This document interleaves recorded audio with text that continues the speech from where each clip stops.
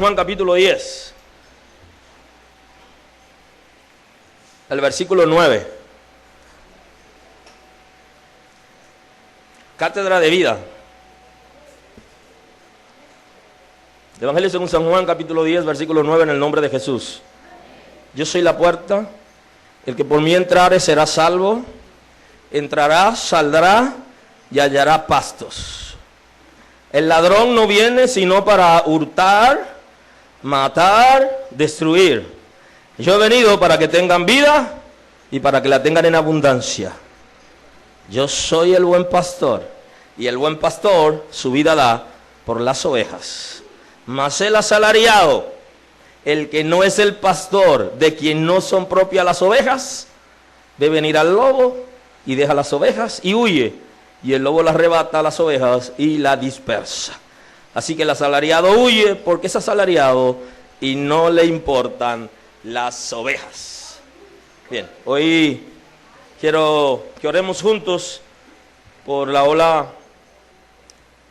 de ataque, la epidemia que se ha soltado en los aires de República Dominicana, para que todo virus, amén, todo virus se detiene por la sangre de Cristo. Este día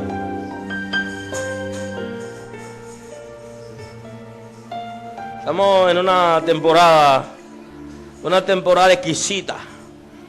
Aleluya, aleluya. Hágale así al brazo. Eso significa revolución, revolución. Aleluya. Revolución. Estamos siendo revolucionados. Tiempo de revolución. Aleluya. Aleluya. Aleluya. Todo honor a Jesús y toda gloria. Cuando viene la revolución, vienen cambios. Viene arrepentimiento. Viene liberación. Y todas las revoluciones se hacen por la fuerza. Aleluya. Aleluya. Todos los que vinimos a Jesús, cuando tomamos la decisión, estábamos muertos por nuestra condición pecaminosa. Todos los que estamos aquí hoy, sin distinción, quizás uno más que otro, pero todos estábamos muertos por nuestra condición pecaminosa. Habían algunos que estaban más muertos que otros, pero todos estaban muertos. Sí, porque hay unos muertos que están muertos, no lo saben. Hay otros que están muertos, pero todavía no están en los huesos, sino que todavía tienen músculo. Hay algunos que están muertos y ya los huesos se deshicieron y están en los tuéstanos. Pero todos estábamos muertos en nuestra condición pecaminosa. Porque todos, cuando llegamos a Jesús, llegamos trabajados y cargados. Todos llegamos amargados, en tristeza y en dolor. Unos estaban más muertos porque tenían pacto con el infierno, porque de alguna manera tenían alguna herencia de espíritu malvados. Otros porque habían sido abusados y dañados y estaban muertos. Igual todos, pero algunos en una condición peor. Pero Dios, en su misericordia, nos visitó y nos impartió vida. Aleluya. Porque la muerte la heredamos desde Adán. Desde Adán nosotros heredamos el pecado original y ahí entró la muerte en el ser humano y todos vivimos una etapa de muerte. En Adán entró la muerte física y la muerte espiritual. La muerte física porque a partir de su pecado el ser humano muere. Y la muerte espiritual porque Adán entró en un proceso de ser santo a ser pecador. Él entró en lo que se conoce, se lo expliqué como la doble transición. Hay una transición que es de pecador a santo, Adán y el diablo fue de santo a pecador. En ambos se dio la doble transición. Tanto Satanás como Adán pasaron de ser santo a ser pecadores. O sea que entró la muerte en ellos, y hablo de la muerte espiritual también, que es la separación de Dios. Toda persona que tiene una condición pecaminosa está muerto espiritualmente. Porque lo que hace que una persona tenga vida no es el hecho de ir a una congregación. Se supone que las iglesias deben ser abiertas para que todo el mundo entre, y que las iglesias deben ser abiertas a la comunidad, pero la gente no tiene vida porque asista a una congregación. Eso no le garantiza vida. El que garantiza la vida es Jesús. De manera que la muerte entró en Satanás y la muerte entró en Adán de una manera diferente, pero con el mismo sentido. Doble transición. Pasaron de tener vida a la muerte por separarse de Dios. Lo que identifica la separación de Dios por medio de la muerte es el pecado. La Escritura establece, por cuanto todos pecaron, están destituidos de la gloria de Dios. O sea, lo que hace que no puedan entrar en la presencia de Dios es nuestra condición pecaminosa. Cuando nuestros pecados son lavados por la sangre de Cristo, tenemos libertad, libre acceso a la presencia de Dios, libre acceso a la gloria, porque la presencia de Dios es su gloria. Donde Él está su gloria. De manera que todos están destituidos de la gloria de Dios.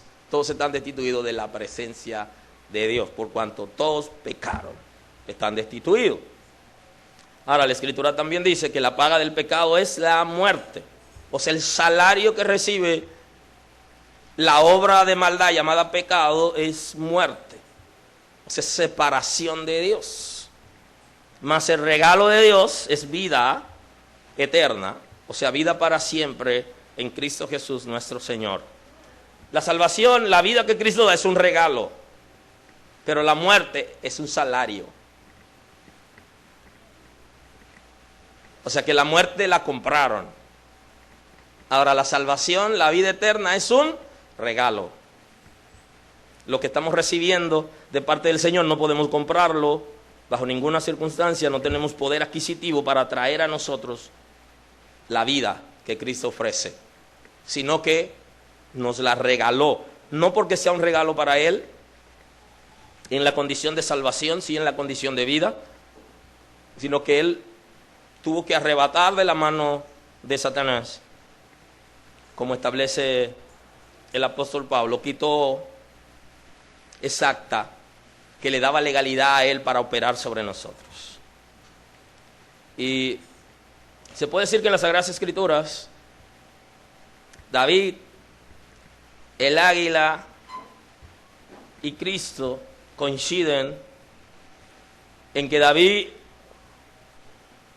tomó la cabeza del gigante y la exhibió públicamente, la tomó por los cabellos y la puso de frente para que sepan que la exhibió públicamente.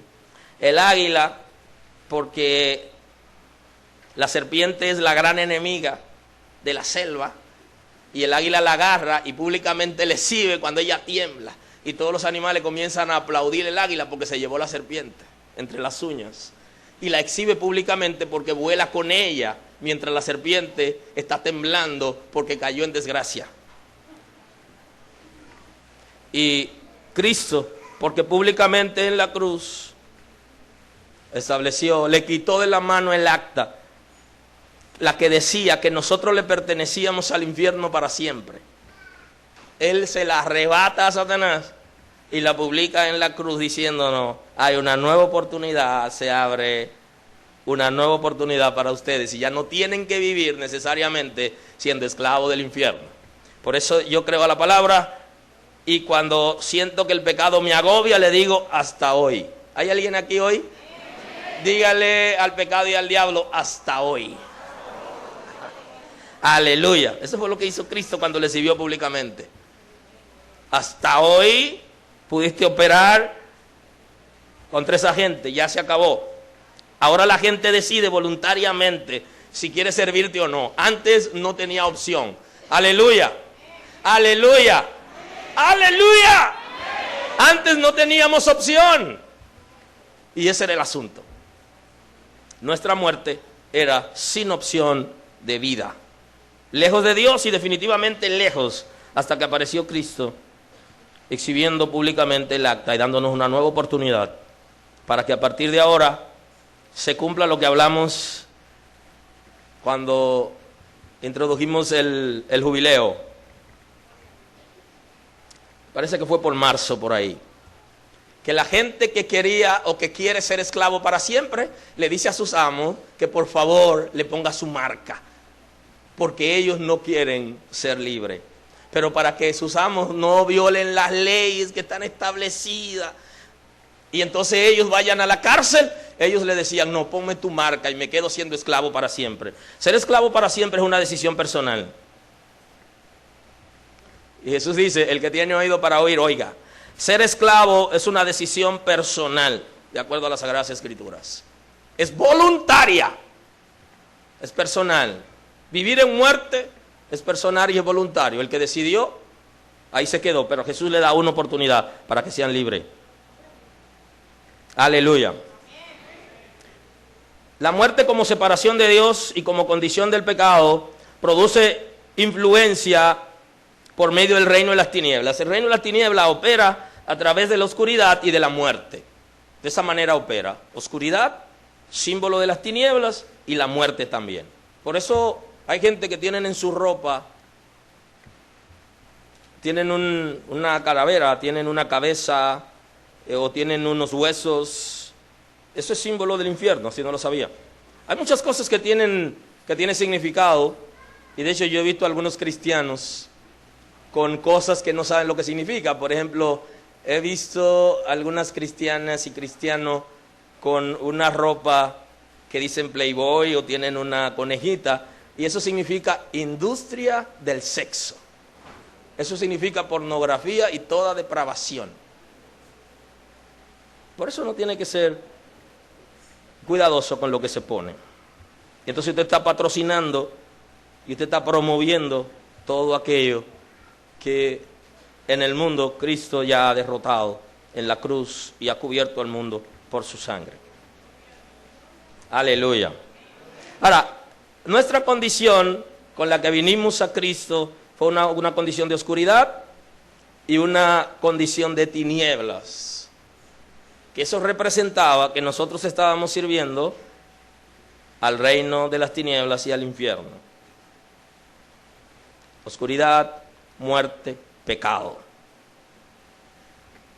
Ahora, la luz es el agente de vida y tiene relación con el reino de Dios. La luz es un agente de vida y tiene relación con el reino de Dios. Cuando se habla del reino de Dios, puede hablarse del reino de las luces. Porque la luz es un agente de vida, lleva vida. Por eso cuando se alumbra a alguien, se le está dando vida. Una oportunidad para que vea. Y Jesús habla de eso y dice, no vienen a la luz porque sus obras son malas. O sea, no quieren venir a Jesús porque su condición es de oscuridad y cuando lleguen a la luz se va a ver todo lo que son. Pero no quieren que se vean lo que son. Y hasta que nosotros no dejemos que la luz nos visite y se haga transparente todo nuestro ser, no vamos a recibir cambios. Por eso es que el enemigo opera en el ocultismo. Por ahí viene. Todo lo que es oculto. Viene por ahí. Tinieblas, pecado, muerte. El área que primero se alumbra, el área que primero se alumbra en el ser humano para que pueda tener vida es el intelecto. Para que una persona pueda pasar de muerte a vida, para que pueda recibir la vida que Cristo imparte, lo primero que se alumbra es el intelecto. Es la primera área donde la luz llega, el intelecto.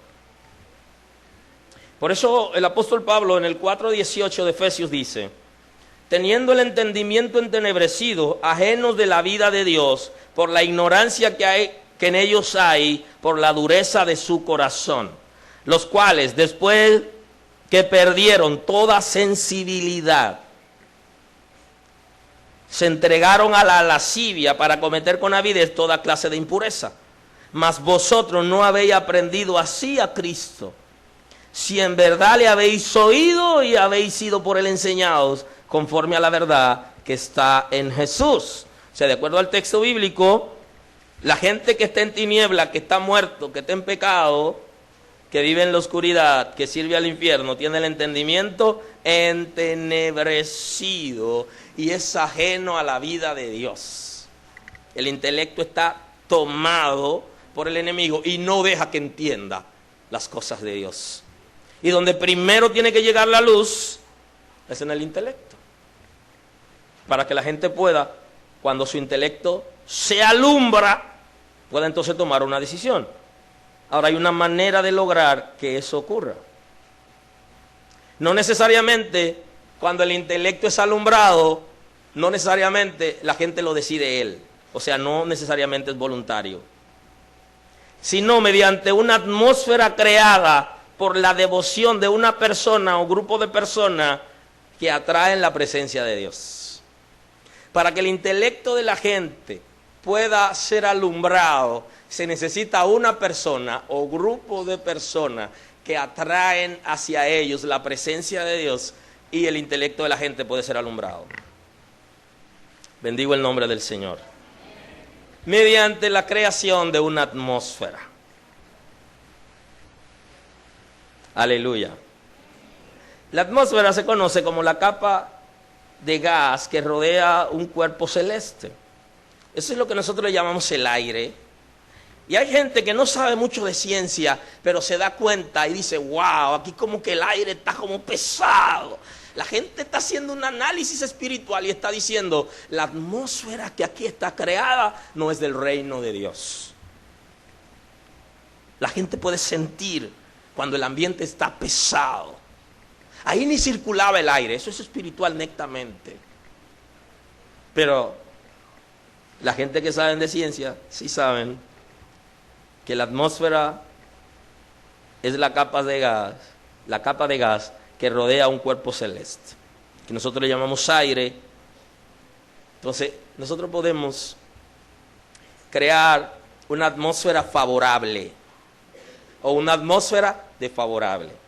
Y esa es la razón, y ojo con esto, la razón por la que el enemigo siembra cizaña no es por ti, es para crear un ambiente desfavorable y que la gente no se convierta. Aleluya. Es impedir que el reino de Dios avance, sino mantenerlo estático, rezagado.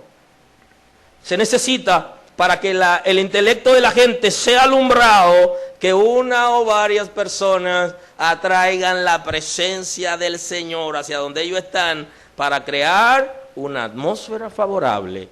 Y en esa atmósfera, ¿qué se va a producir? El intelecto va a tener luz. En las 500 horas pasaron muchas cosas. Y una de las cosas que pasó en las 500 es que estábamos aquí una noche y hay una persona que vino a convertirse en la noche, a medianoche. O sea, estar aquí varios días y estar separado en nuestra condición de ser humano con influencia, concupiscentes y con debilidades, generó una atmósfera favorable en que los cielos comenzaron a abrirse y se comenzaron a generar situaciones en el mundo espiritual. Se produjeron muchas cosas. Espero un día poder compartir con ustedes algunas de las cosas que se produjeron en las 500. Pero una de esas fue justamente el que alguien quiera venir a convertirse durante la noche. Y no estaba en la iglesia necesariamente. ¿Qué pasó? Su intelecto fue alumbrado, porque desde aquí se creó una atmósfera en el sector. Y hay frutos de las 500 que todavía no han llegado, porque no hemos salido a buscarlo. Pero hay gente que su intelecto se alumbró en ese tiempo. Y solo pongo un ejemplo de eso. porque no hay que durar 21 días para que se cree una atmósfera, solo hay que saber conquistar a Dios. Pero estoy señalando ese periodo porque algunos de los que están aquí estuvieron ahí en esta casa durante 21 días sin salir y vieron cosas extraordinarias en ese tiempo que ocurrieron en el mundo espiritual. Pero para nosotros crear una atmósfera lo que necesitamos es ser devoto, tener una devoción por el nombre de Jesús y atraerlo hacia nosotros. Por eso, uno de los ministerios más atacados en las congregaciones que cumplen propósito es el ministerio de adoración. ¿Por qué? Porque por medio de la alabanza, de la música, la gente puede más fácil tener una concentración en Dios y comenzar a olvidarse de su debilidad y de su condición y atraer la presencia de Dios. Y por eso es sumamente atacado. El infierno no dormirá hasta que una persona que toque algún instrumento o alabe al Señor, no dormirá hasta que esté en pie. Número uno, porque Él sabe lo que significa para Dios la alabanza de corazón. Y segundo, porque al tocar un instrumento, al tocar una nota musical, se crea la atmósfera. Esto hay que preguntárselo a David. David, cuando tocaba el arpa, su presencia atraía la presencia de Dios. La presencia de David en el palacio atraía la presencia de Dios y se creaba una atmósfera. Y en ese momento el intelecto del rey Saúl, que estaba muerto espiritualmente, se alumbraba. Porque los espíritus no podían soportar la presencia de Dios que él atraía mientras tocaba el arpa. Ahora, los israelitas sabían muy bien acerca de esto, por eso les recomendaron a él, al rey, tú necesitas un músico. ¿Por qué ustedes creen que los músicos quieren cantar en la iglesia y quieren cantar fuera? O quieren tocar allá y tocar aquí. Eso es estratégico, para que cuando vengan aquí no puedan crear atmósfera. Y por eso algunos le tocan al mundo y le cantan a Dios y al mundo, le cantan a Dios y a todo el que pase, porque pierden autoridad a la hora de ministrar en la iglesia, porque no pueden crear una atmósfera que pueda transformar, crear luz en la vida de la gente. No dormirás el enemigo mientras vea un músico sincero tocando en la presencia de Dios. No podrá estar tranquilo, porque eso va a generar una atmósfera. Hay una cosa que genera atmósfera para que se alumbre el intelecto de la gente, y es lo que se conoce como la autoridad personal. Hemos hablado un poquito ya de esto, los que están en el Instituto de Liderazgo son expertos en eso, pero hemos hablado últimamente, cuando estamos hablando de la autoridad del nombre, hemos hablado de la autoridad personal, porque hay una combinación entre la sangre, la autoridad del nombre de Jesús y la autoridad personal. Y hablo de la autoridad personal cuando nosotros tenemos una vida correcta, en ese sentido me refiero, tenemos una vida correcta, estamos delante de Dios con nuestros pecados perdonados, el enemigo sabe, conoce nuestra condición, y entonces eso le genera estrés. Aleluya. Aleluya. Entonces, por medio de la autoridad personal vamos a atraer la presencia del Señor cuando estamos viviendo de una manera correcta. Si no estamos viviendo de una manera correcta, es posible que nosotros, aun cuando damos una palabra de revelación, a la vez le impartimos los espíritus que están operando. Y eso ocurre con cualquier persona que ministre, sea el cantante, sea el adorador, sea el músico, sea quien fuere, sea el predicador, va a transmitir doble vía, va a transmitir las influencias que están operando en él, junto va a traer la revelación de la palabra. De manera que necesitamos crear una atmósfera favorable para que el intelecto de la gente sea alumbrado y pueda recibir lo que nosotros hemos recibido, que es luz, porque la luz es un agente de vida.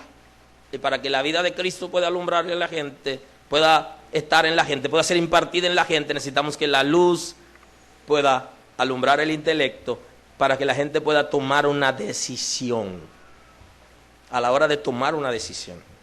Por eso una iglesia que puede crear una atmósfera es un peligro en cualquier lugar, porque incluyendo los agentes del enemigo se ven en peligro. Se ven en peligro porque esa atmósfera puede en un momento determinado producir debilidad y deseo de arrepentimiento. Aleluya. Aleluya. Por eso usted no se imagina lo que significa para el reino de Dios cualquier cosa que nosotros hagamos aquí con devoción y con entrega al Señor. Usted no se imagina el peso específico que tiene en el mundo espiritual y cómo trastorna el reino de las tinieblas. En estos días estuvimos hablando de que hay una bendición que se aproxima y que será como veraca. Pero para poder recibir 3 días recibiendo, despojando al enemigo de sus posesiones, lo primero que hizo el pueblo, que fue delante, conforme al diseño que Dios le había dado al rey Josafat, para que alabaran al Señor y produjeran que los enemigos comenzaran a chocar unos con otros. Hubo una confusión. Y es un peligro. Una iglesia que se rinde delante de Dios y que se une con un propósito. Es un peligro. Y entonces, ¿qué es lo que ocurre? Que van a producir situaciones para que no se puedan unir. Porque la estrategia está en que si se unen pueden producir luz en el intelecto de la gente. La gente puede entender cosas que no es fácil entender de otra manera. Y antes de que venga la impartición de vida, necesita la luz. Para Cristo poder impartir vida en la vida de la gente, necesita que haya luz en su vida, en su intelecto. Y el temor del enemigo está en que nosotros vayamos a estar en unidad para atraer la presencia de Dios y crear una atmósfera favorable que produzca liberación en el intelecto de la gente. Ahí está el miedo. Por eso ninguna iglesia está en avivamiento, porque la gente se goce. No. Una iglesia está en avivamiento cuando la gente viene llorando a convertirse. Y cuando los inconversos que están dentro comienzan a convertirse. Entonces, ¿qué comienza? No es porque nos gocemos, no, es cuando esa atmósfera se crea. La gente tiene que venir a las 12 de la noche, pararse ahí adelante, tocando la puerta de la iglesia, porque están desesperados. Eso va a pasar cuando creemos aquí una atmósfera extraordinaria. Aleluya. Aleluya.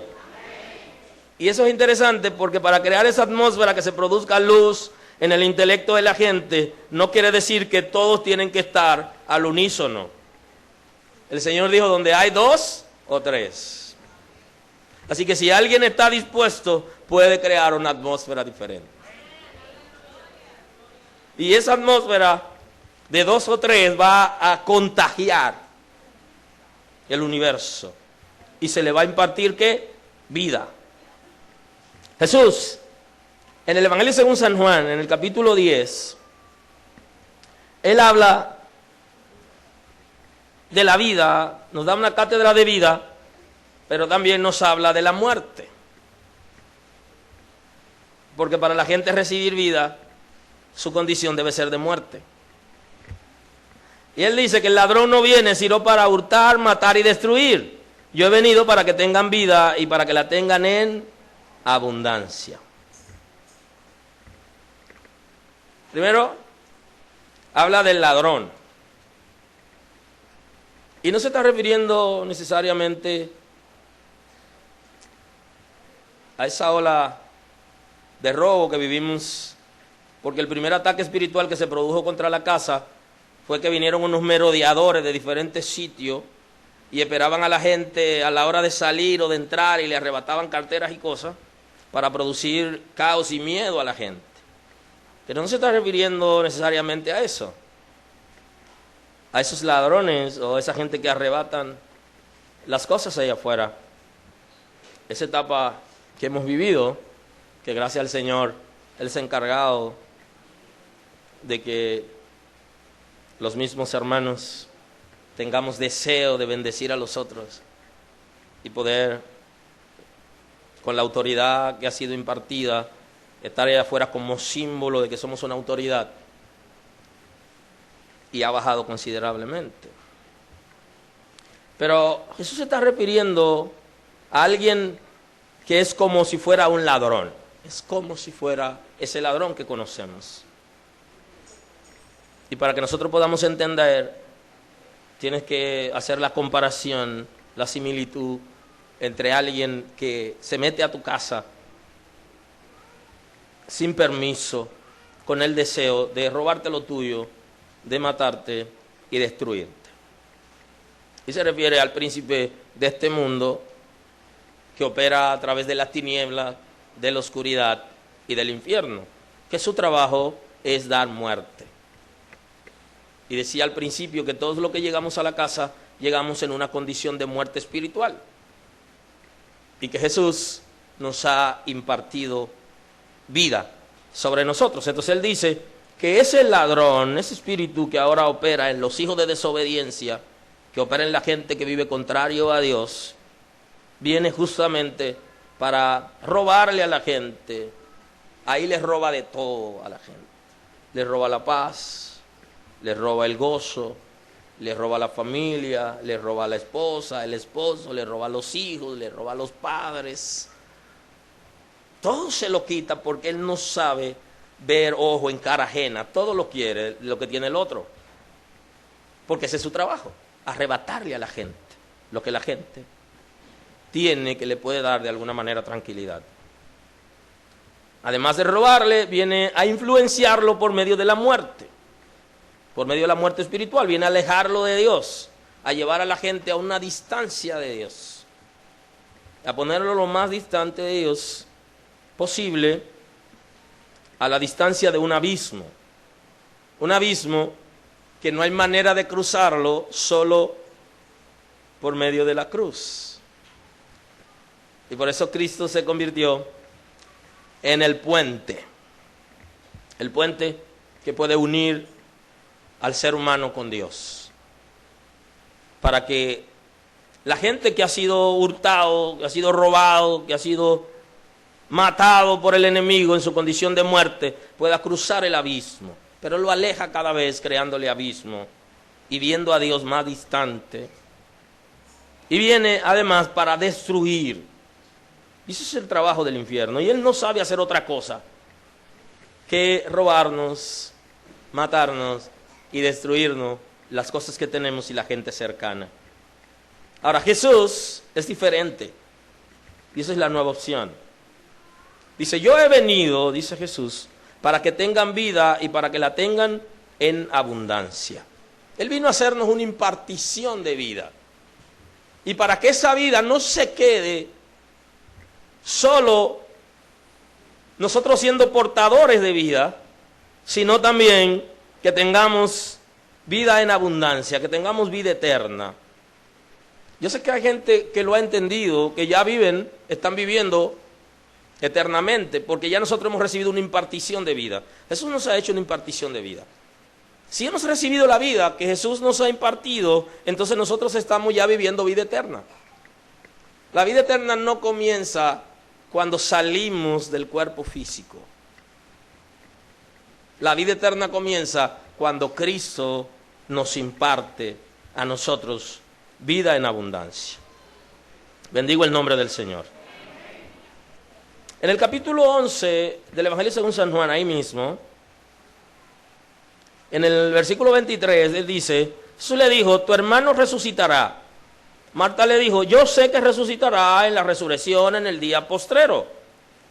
Él le dijo Jesús, Yo soy la resurrección y la vida. El que cree en mí, aunque esté muerto, vivirá. O sea que para que Jesús pueda impartirnos vida, lo que tenemos que hacer es, número uno, que nuestro intelecto sea alumbrado, y número dos, que nosotros podamos creer. Por eso en 6:63 del mismo Evangelio según San Juan, él dice: el Espíritu es el que da vida, la carne para nada aprovecha. Las palabras que yo os he hablado son espíritu y son vida. Pero hay algunos de vosotros que no creen, porque Jesús sabía desde el principio quiénes eran los que no creían y quién le había de entregar. Pero hay algunos de vosotros que no creen, porque Jesús sabía desde el principio quiénes eran los que no creían y quién le había de entregar. Entonces, le dice en el 11, le dice a Marta que Él es la resurrección y la vida, y el que cree en Él, en Jesús, aunque esté muerto, vivirá. Y antes Él había dicho que algunos no creen, pero que la palabra que Él habla produce vida, es espíritu y es vida, es una palabra viva que va a producir en la gente transformaciones, va a producir luz, va a producir cambios. Por eso la gente que ha recibido a Jesús como Salvador, los mismos inconversos, son los que dicen. Ellos que no conocen todavía a Jesús, viendo el cambio que hay en la gente, son los que se atreven a decir: fulano sí ha cambiado, fulana ha cambiado. Y también son los que dicen: fulana no ha cambiado en nada. ¿Por qué? O fulano no ha cambiado en nada, porque conocen, sin que necesariamente tengan la revelación completa, saben quién puede irradiar luz, quién da paz, quién imparte lo que ha recibido de Jesús. Entonces Jesús está diciendo que Él es la resurrección y la vida, y el que cree en Él, aunque esté en la condición de muerte, si creyó, vivirá. Y todo aquel que vive y cree en mí no morirá eternamente. Y le dice a Marta: ¿crees esto? Y ella le dijo: sí, Señor, yo he creído que tú eres el Cristo, el Hijo de Dios, que ha venido al mundo. Una confesión importante, igual que la que hace Pedro en un momento, que reconoce que Jesús es el enviado de Dios con la capacidad para impartir vida sobre la gente.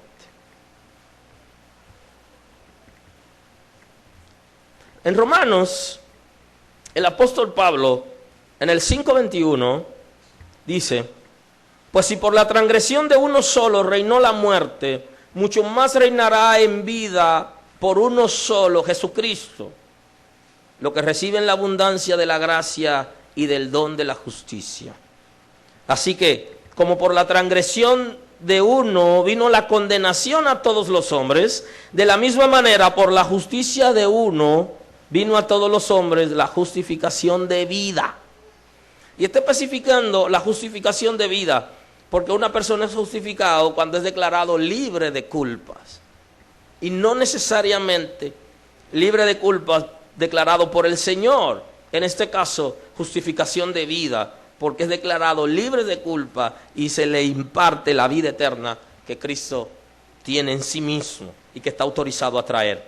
Y en el 5:19, porque así como por la desobediencia de un hombre, y está hablando de Adán aquí, los muchos fueron constituidos pecadores, así también por la obediencia de uno, los muchos serán constituidos justos.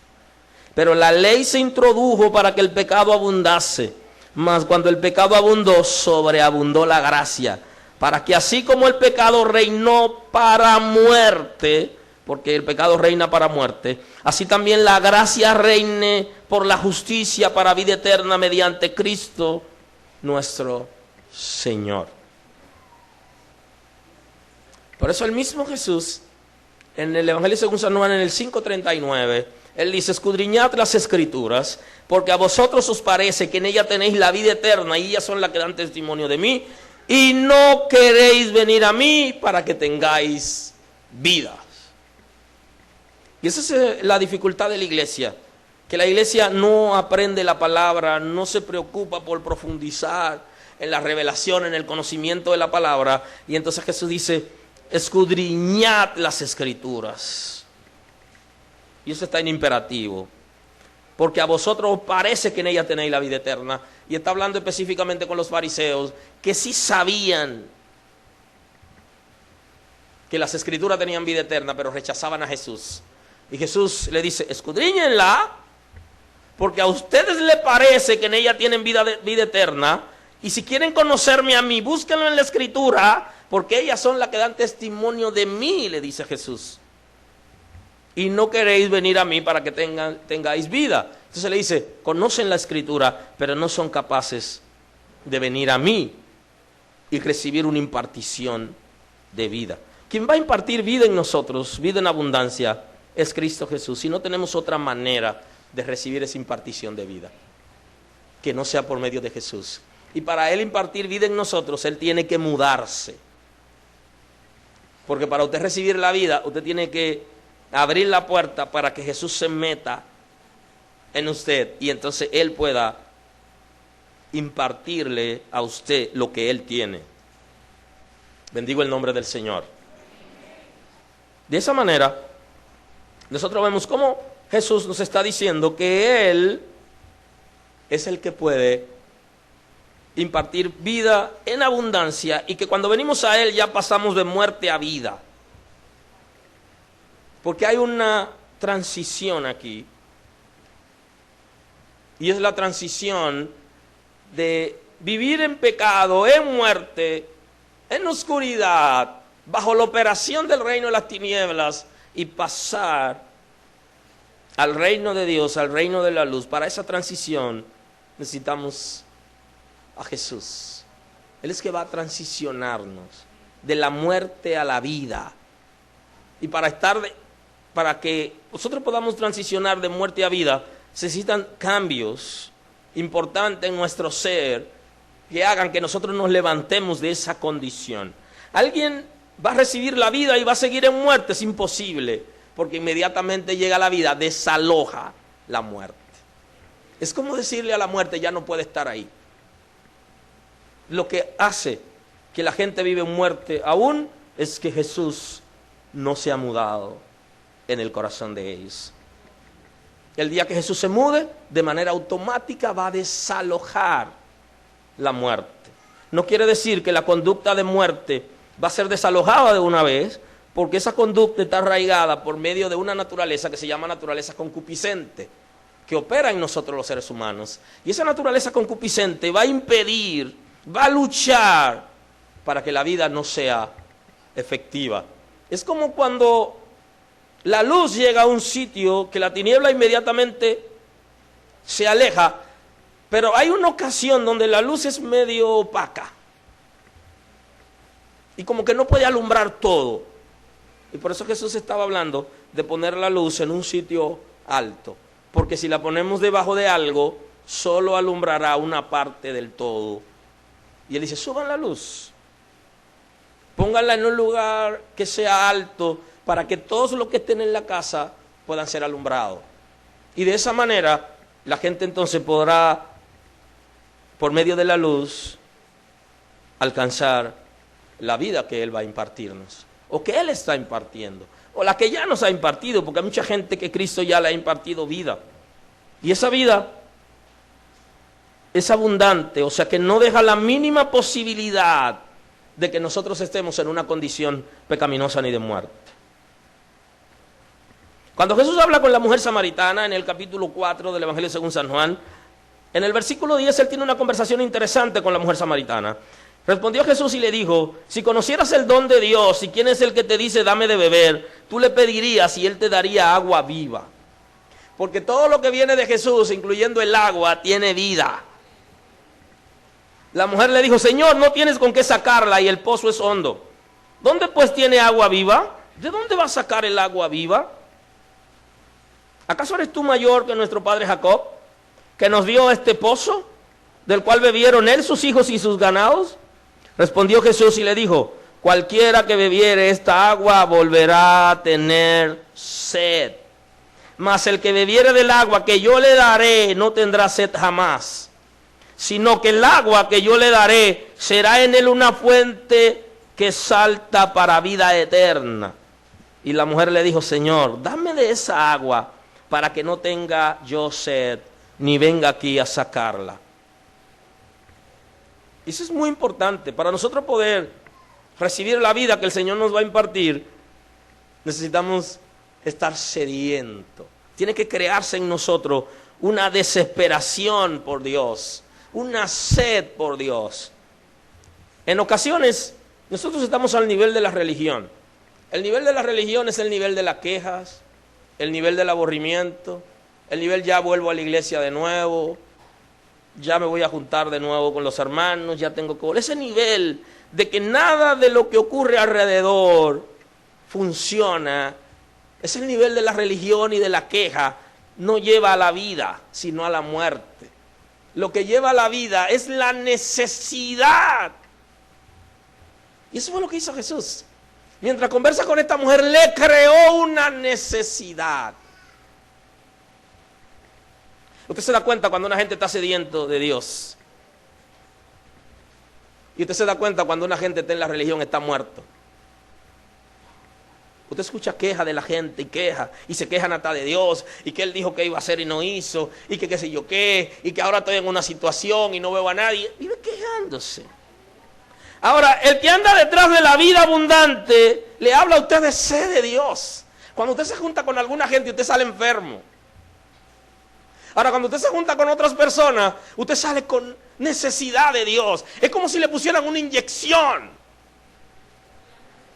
Y le da como hambre de Dios. Y uno sale como inquieto. Porque le genera hambre de Dios. Entonces esa hambre de Dios debe ser creada antes de nosotros recibir la impartición de vida. En la conversación con la mujer samaritana, ella le dice: tú eres como engreído.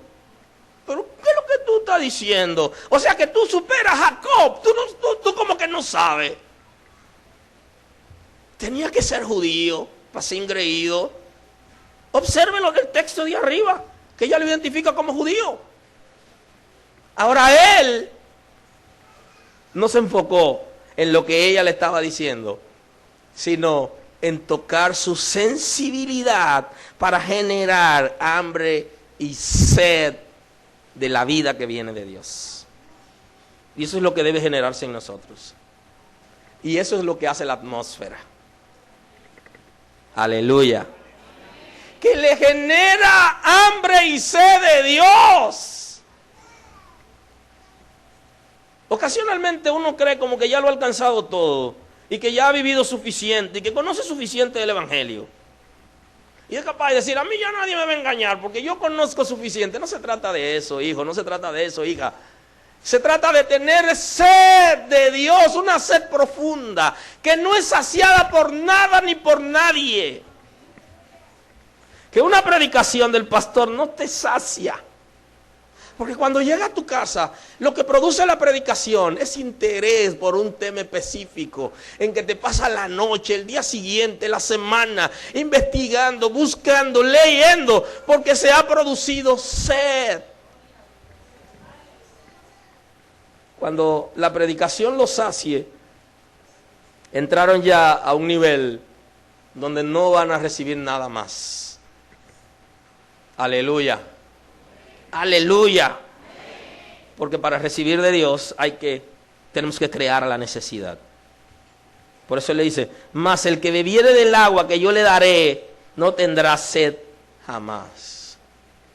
Por eso, en Israel había una gran fiesta. Y en esa fiesta, mientras la gente estaba gozando, celebrando a Dios, Jesús se paró un día y abrió los brazos. Y le dijo a la gente: el que tenga sed, venga a mí y beba. Pero en una fiesta. Sí, en una fiesta. Porque Jesús sabía que lo que estaba pasando en ellos no lo estaba llenando. Y que cuando pasara la fiesta iban a seguir igual. Y él le dijo, a aquellos que la fiesta de la Pascua no lo ha llenado, pueden acercarse a mí para que sean saciados, dice Jesús. Aleluya.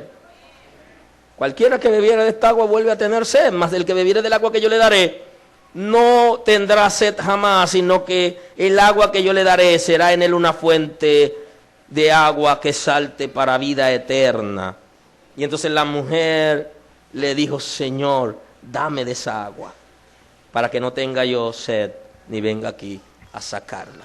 Aunque no entendió del todo, pero le creó la necesidad. Dijo, dame de esa agua.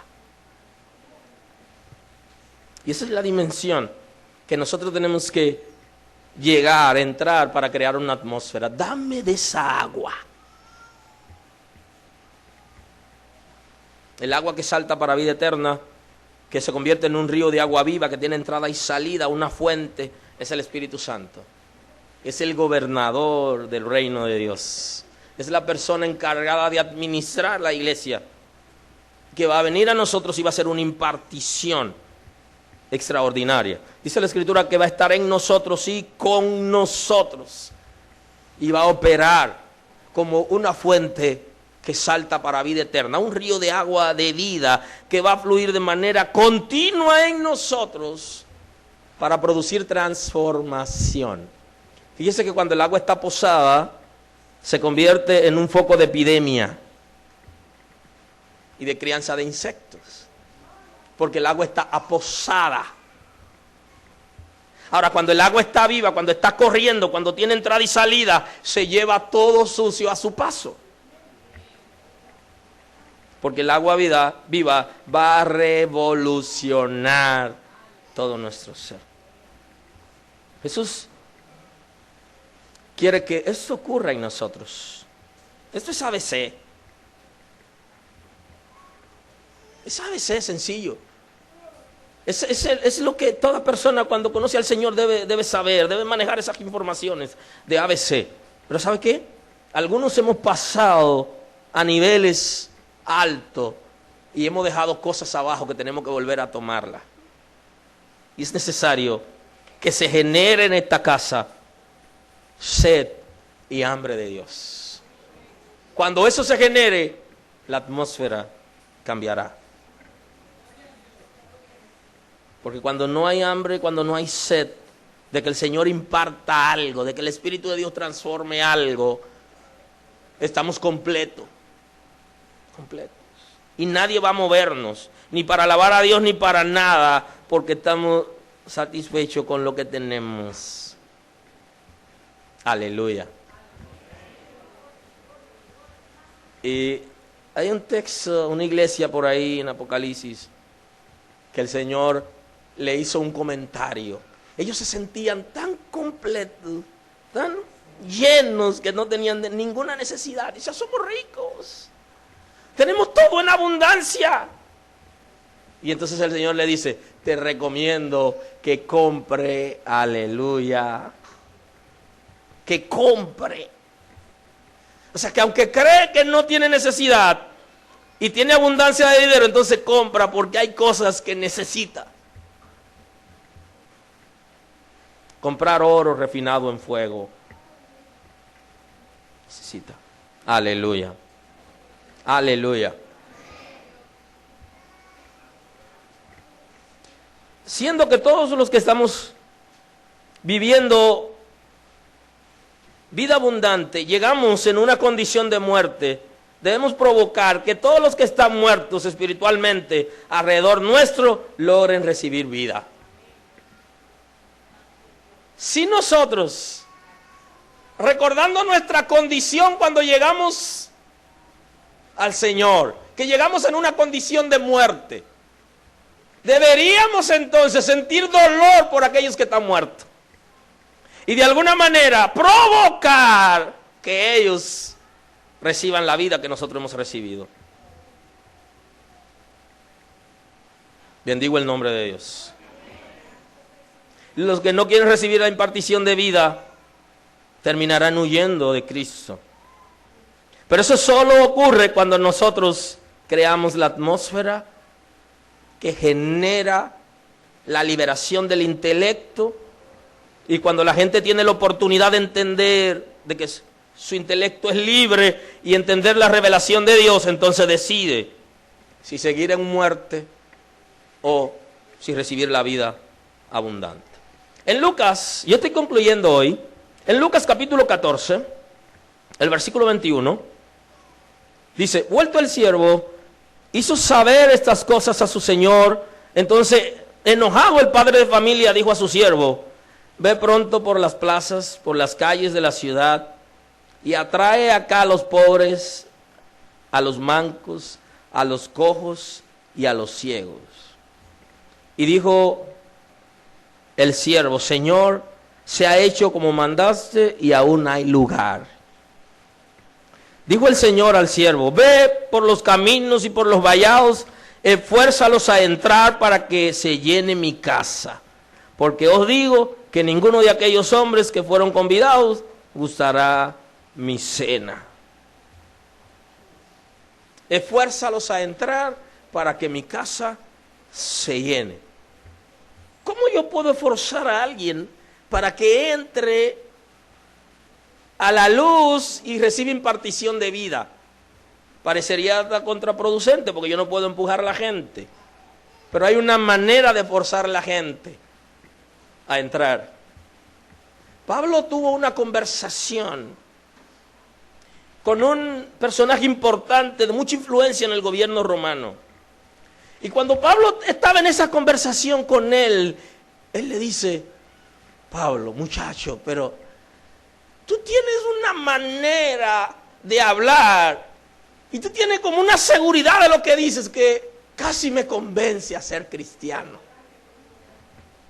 Y Pablo le responde: no es que por poco o por mucho, lo que quiero es que lo sea, es convencerte. ¿Sabes lo que él dijo? Mi intelecto ha sido abierto por la atmósfera que tú has creado mientras estás hablando, a tal punto que yo decido no serlo, pero casi lo soy. ¿Cómo podemos esforzar a la gente a ser cristiano?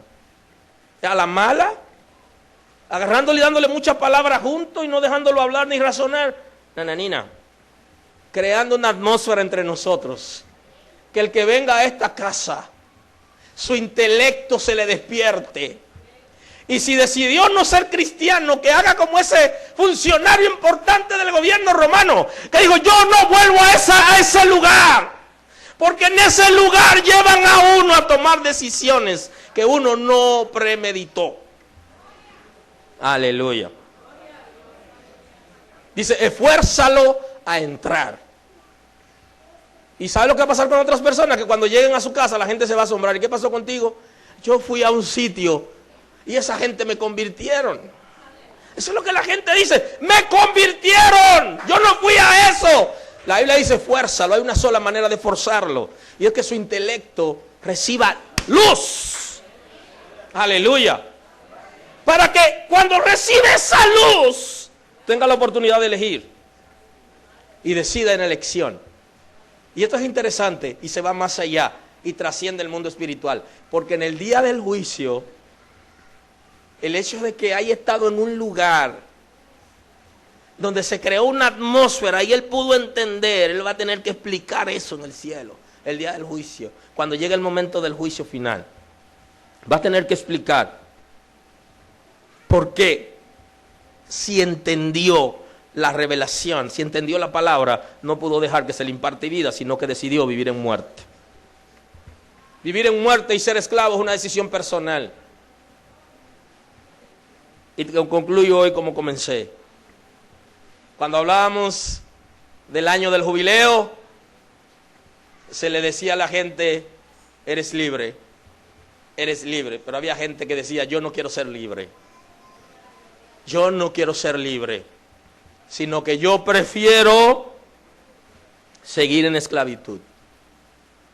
Y me voy a quedar aquí y nadie se meta con mi amo, porque quien quiere ser esclavo soy yo. Y háganme una marca, porque quiero seguir siendo esclavo. El que quiere vivir en muerte, lo decide voluntariamente cuando se crea una atmósfera. Y el que quiere recibir impartición de vida por medio de Jesús, la recibirá, porque Él está dispuesto a impartir vida sobre nosotros y que se produzca en nuestro ser una revolución. Y que sea revolucionado nuestro espíritu, nuestro corazón, nuestra alma, nuestra mente, las estructuras de nuestro pensamiento, que sean revolucionados. Inclusive sistemas que operan en nuestro cuerpo físico pueden ser revolucionados en una manera extraordinaria. Todo nuestro ser tiene que ser revolucionado. Y será suficiente para que se genere en nosotros hambre y sed de Dios. Y cuando eso pase, y aquí sí termino, hay alguna gente que le vamos a decir, échate para allá.